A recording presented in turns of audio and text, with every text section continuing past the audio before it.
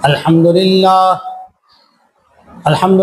رب العالمین والصلاة والسلام علی سیدنا محمد وعلی آلہ وازواجہ واصحابہ واتباعہ اجمعین الی یوم الدین۔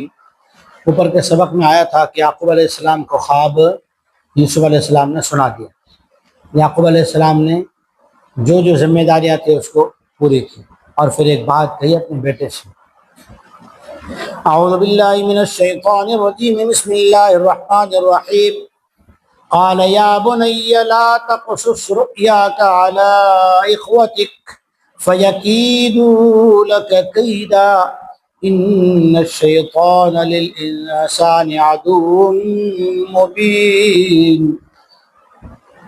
یعقوب علیہ السلام نے نصیحت کرتے ہوئے یوسف علیہ السلام سے کہا، اے پیارے بیٹے، اپنا خواب اپنے بھائیوں کو نہ سنائیو۔ باپ ایک ہے، ماں الگ الگ ہے، تو اسے اللہ کی بھائی بہن کہتے ہیں۔ باپ ایک ہو، ماں الگ الگ ہو، تو اسے اللہ کی رشتہ کہتے ہیں۔ اپنے بھائیوں کو مت سنانا، پھر ورنہ وہ لوگ تیرے بارے میں کوئی پلاننگ کرنے لگیں گے، کیونکہ تو مجھے ویسے بھی پیارا ہے اور ویسے ہی میں تجھ سے بہت زیادہ محبت کرتا ہوں۔ اللہ تعالیٰ نے کچھ علامتیں، نشانیاں نبی اور دوسرے نبی کے درمیان میں تعلقات علمیہ، نبویہ، یہ سارے تعلقات ہوتے ہیں، اس کی وجہ سے تو مجھ سے زیادہ اٹیچ ہے۔ پھر کہا تیرے بارے میں پلاننگ کریں گے مجھ سے ہٹانے کی، جو بھی ہو، بیٹے کو اتنا کہہ دیا۔ اور پھر یوں نہیں کہا بیٹے برے ہیں، انسان برے ہیں، نبی کی اولاد بری ہے، نہیں۔ کیا بات ارشاد کی قرآن میں، ان الشیطان للانسان عدو مبین۔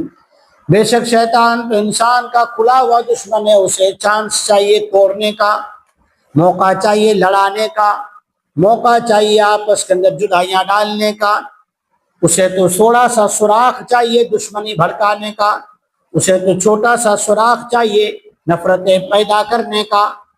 شیطان ہے نا، بھائیوں میں، باپ اور بیٹوں میں، اسی گھر میں آگ جلا دے گا، جدائی ڈلوا دے گا، دشمنی پیدا کر دے گا، تمہیں تکلیف پہنچانے کی پلاننگ کے لیے انہیں آمادہ کر دے گا۔ یہ بہت ساری باتیں اس ایک آیت کریمہ کے ایک جملے میں اللہ تعالیٰ نے ارشاد فرما دی۔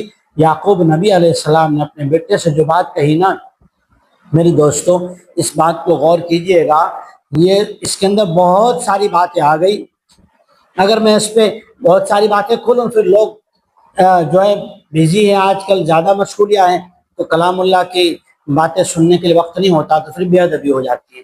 اس لیے کچھ باتیں جو ذہن میں اللہ تعالیٰ ڈالتے ہیں وہ کہہ دیتا ہوں۔ اللہ تعالیٰ ہمیں حقیقی معنی میں کلام اللہ کو سمجھنا، سننا، عمل کرنا نصیب فرمائے۔